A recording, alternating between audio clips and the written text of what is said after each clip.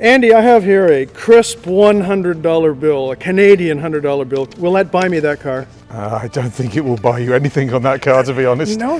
What's it go for? What's this fancy Aston Martin go for? We haven't specified an external price, but roughly speaking, depending on the specifications, somewhere between £2 and £3 million. Oh my gosh, yeah. So now who's buying these cars? Why do you want a street legal car that goes faster than a Le Mans car?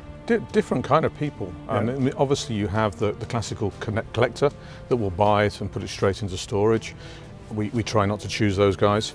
Then you've got people that have always bought Astons, they want the pinnacle of Aston Martin. They may drive occasionally. And then you've got, with this car, you've got an awful lot of new to the brand. People who haven't traditionally driven Astons, have perhaps been in another red brand or a yellow brand, and this is obviously this is drawing people to the brand. But 150 for the road, they're all sold. They were sold out many times over. So my $100 bill won't get me anywhere.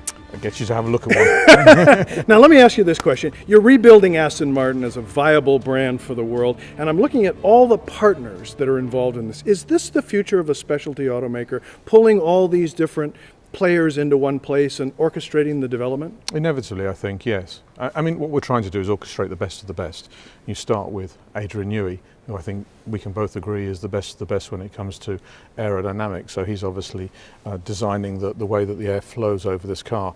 David King of our special projects is building it. Marek Reichman is the designer. So you start there with the best, and it flows down. And obviously, many of the parts that you see on this car are being put together by Multimatic, a Canadian company just down the road, and they are the best at what they do.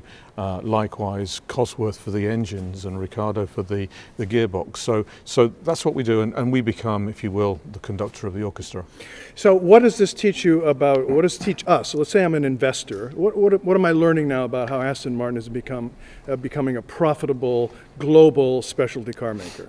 Well, there's not many car companies, I can only think of two, Yeah. that can go out there and basically can take that level of deposit and sell a car out before it's even shown. Because the brand is so because strong. the brand is strong, and then you're creating something that you're giving confidence is going to be around for the next 100 years. Right. So it's something that you should invest in. Of course, the cars have to be outstanding, and hopefully you've driven a DB11 and you'll know the cars that we're bringing to market now are really superb from performance, but also importantly from a quality perspective.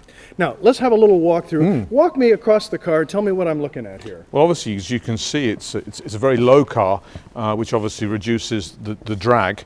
I think the most spectacular angle is this one here. You can see what you've got in there is basically a Formula One tub. Your heel point on the pedals is actually higher than your backside, so you sit a little up.